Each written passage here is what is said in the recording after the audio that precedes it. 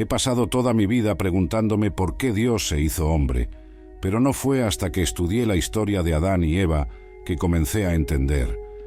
Esta historia ofrece una visión sobre tres aspectos clave: el plan original de Dios para la humanidad, la caída de la humanidad y el plan de Dios para restaurarnos a nuestro estado original. Al observar estos, podemos empezar a entender por qué Dios eligió hacerse humano y morir por nuestros pecados. Así que comencemos preguntando, ¿cuál fue el plan original de Dios para la humanidad? Para entender esto, necesitamos abrir nuestras Biblias desde el principio, en Génesis.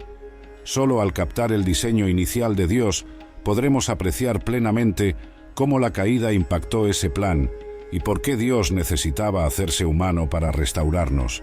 La Biblia comienza describiendo cómo, al principio, Dios creó los cielos y la tierra, eligiendo la tierra como un hogar para su creación suprema, la humanidad.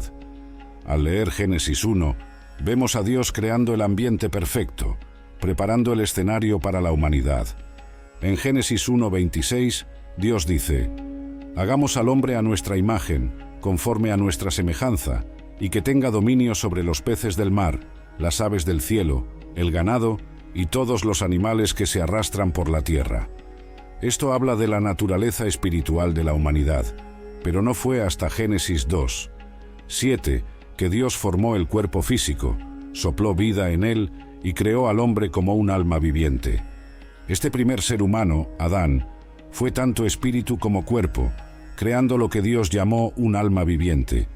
Lo que es importante que sepamos es que Adán tiene un espíritu que vive dentro de un cuerpo físico, y aquí es donde se pone interesante. Después de que Dios terminó de crear a Adán, lo colocó inmediatamente en un lugar específico llamado Edén. Pero, ¿qué tiene de especial el jardín del Edén? ¿Y por qué Dios puso a Adán allí de inmediato? Bueno, para entender verdaderamente la importancia del jardín del Edén, primero necesitamos estudiar lo que significa la palabra Edén. Si volvemos al hebreo original, descubriremos que la palabra Edén está compuesta por 5 trazos diferentes, y cada trazo tiene un significado específico.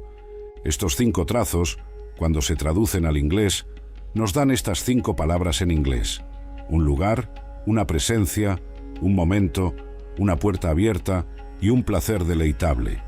Por lo tanto, el jardín del Edén representaba un lugar en la tierra donde la presencia de Dios era como una puerta abierta, accesible en cualquier momento, y eso es un placer deleitable. Este entorno, el jardín del Edén, permitía que el Espíritu de Dios habitara y se comunicara con el espíritu del hombre, lo que a su vez permitía que la humanidad tomara lo que se les revelaba en el reino espiritual y lo establecieran en el reino físico.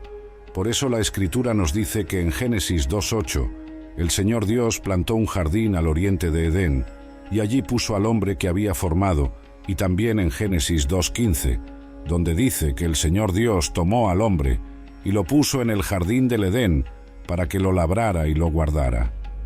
Ahora, la responsabilidad de labrar y guardar nos muestra que Dios no tenía la intención de que el hombre se sentara y fuera perezoso sin hacer nada, sino que le había asignado una tarea que debía cumplir aquí en la tierra. Así que, con suerte, hasta ahora ya te habrás dado cuenta de que el diseño original de Dios para la humanidad es tener una relación constante con ellos, revelándoles cosas en el reino espiritual para que las establezcan aquí en el reino físico. De esta manera, Dios puede gobernar el cielo, y sus hijos, la humanidad, pueden gobernar la tierra. Desafortunadamente, esto no duró mucho, porque la humanidad eligió rebelarse contra Dios, lo que resultó en la caída del hombre.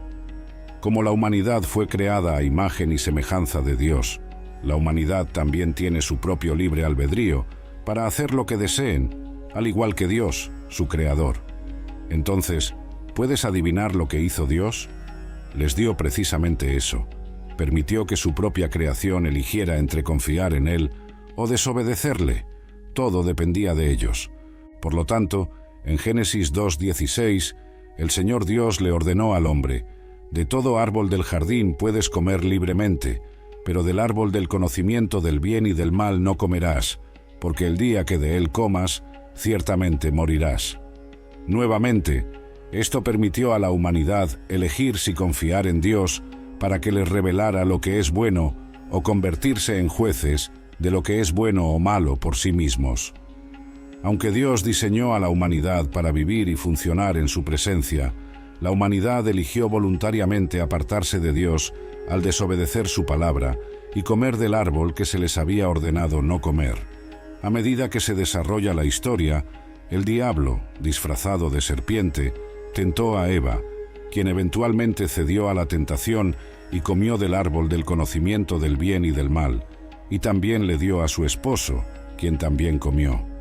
Esto significa que Adán y su esposa, Eva, desobedecieron la voluntad conocida de Dios y comieron del árbol del cual Dios les había ordenado no comer. Como resultado de su desobediencia, debían sufrir las consecuencias de la muerte, porque como Dios dijo claramente, el día que de él comas, ciertamente morirás. Sin embargo, la Biblia es muy clara al decir que Adán vivió 930 años más después de comer del árbol del conocimiento del bien y del mal. Entonces, ¿Dios mintió o pasó algo que la mayoría de nosotros ha pasado por alto?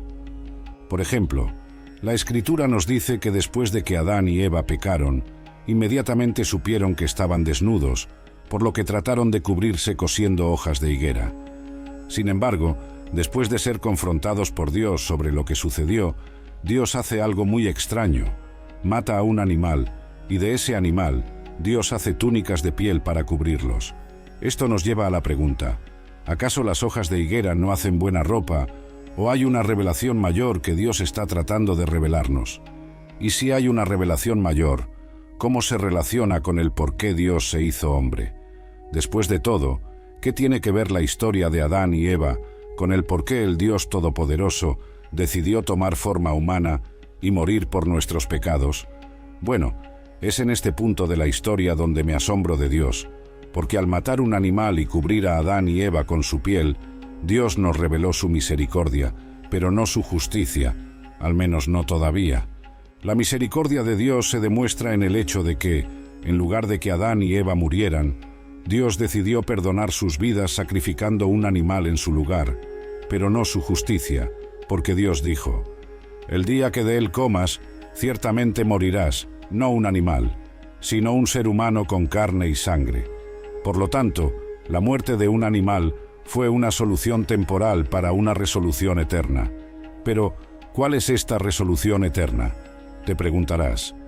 La verdad es que, porque Adán y Eva pecaron, merecían la pena de muerte, pero, porque Dios nos ama tanto, retrasó su castigo hasta que ellos liberaran lo que estaba atrapado dentro de ellos.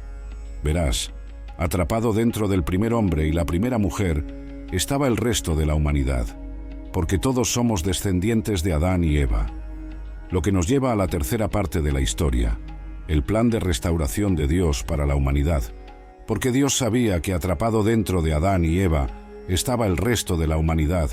Dios perdonó sus vidas, ofreciendo un animal como sacrificio de sangre en su lugar.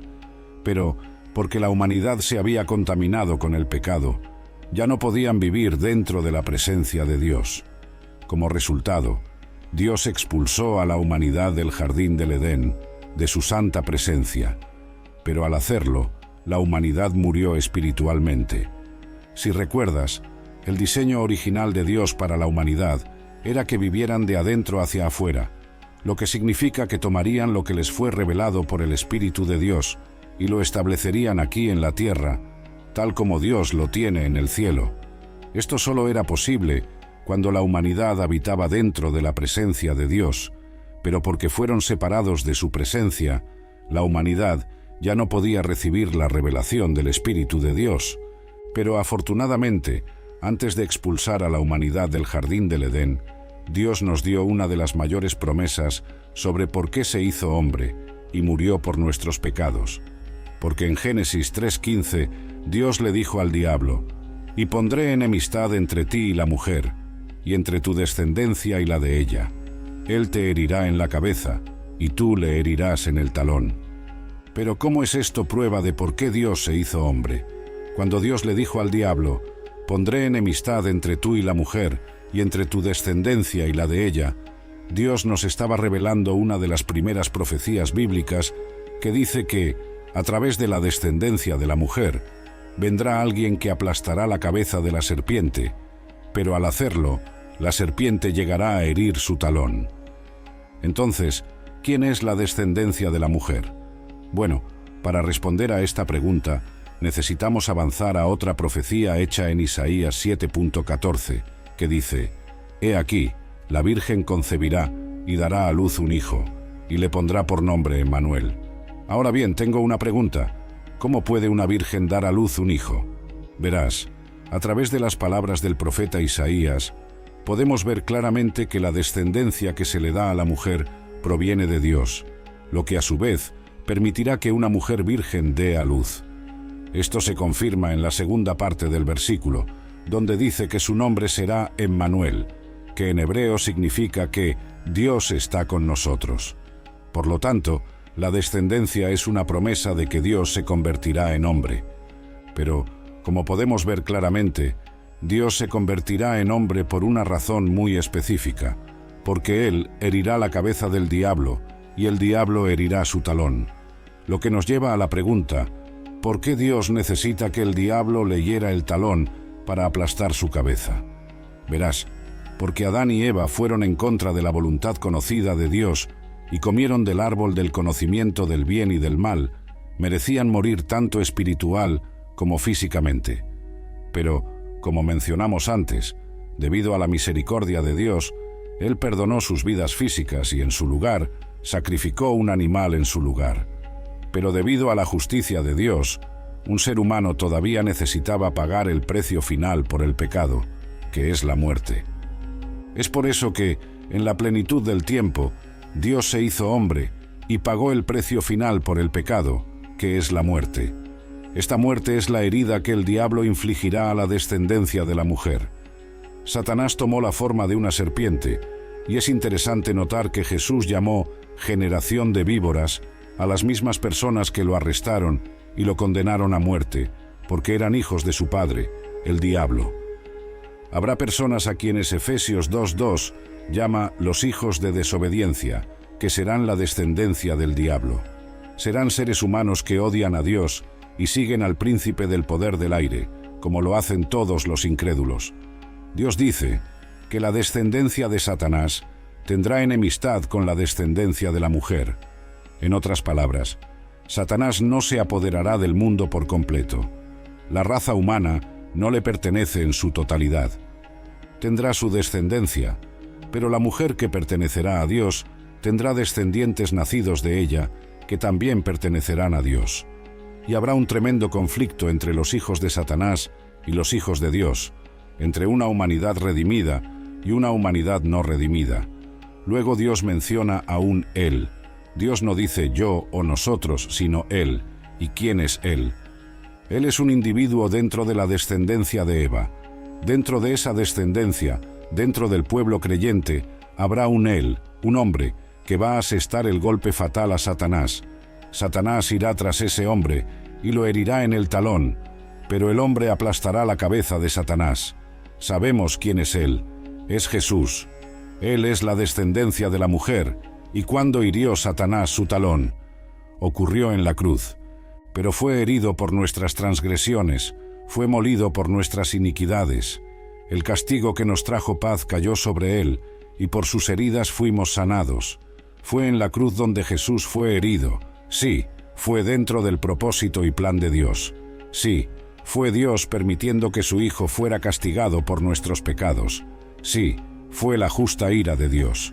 Pero, al mismo tiempo, fue Satanás quien infligió estas heridas. El sufrimiento de Cristo en la cruz fue su herida, y como dije, sanó muy rápido. Solo tomó unas pocas horas antes de que Jesús dijera, consumado es, y en triunfo entregó su vida. Esta herida sirvió al propósito de Dios. Claro, fue infligida por Satanás, porque Satanás fue la fuente del pecado. Satanás fue la fuente del sistema corrupto del mundo. Satanás fue el tentador que hundió a toda la raza humana en el pecado. Así que, en gran medida, Satanás es responsable de todo esto. Por lo tanto, es responsable de las heridas de Jesús, aunque estén dentro del marco del propósito judicial de Dios. Fue en la cruz donde Jesús fue herido, pero también fue en la cruz donde se aplastó la cabeza de Satanás. ¿Por qué? Porque Jesús conquistó el pecado. Jesús reconcilió a los pecadores con Dios. Jesús satisfizo la justicia de Dios. Pagó toda la deuda del pecado. Conquistó la muerte. Abrió el cielo. Todo lo que necesitaba suceder, redentoramente, sucedió en la cruz. Fue un golpe absolutamente aplastante para Satanás, y aquellos que están en Cristo participan en esa victoria. Pablo dice en Romanos: el Dios de paz pronto aplastará a Satanás bajo vuestros pies. Pablo está diciendo: pueden estar luchando, ustedes creyentes en Roma pueden estar pasando por momentos difíciles. Solo quiero decirles que ya participan en aplastar la cabeza de Satanás, porque son la descendencia de la mujer. Ustedes están en Cristo, y su victoria es su victoria. La cabeza de Satanás fue aplastada en la cruz por Cristo, y por todos aquellos que son de Cristo a lo largo de toda la era de la redención. Ahora dirás: ¿no sigue Satanás corriendo por ahí? Claro, pero ya ha sido sentenciado, solo que aún no ha sido ejecutado. Está completamente bajo el control de Dios. No puede hacer una sola cosa que no esté dentro de los propósitos permanentes de Dios.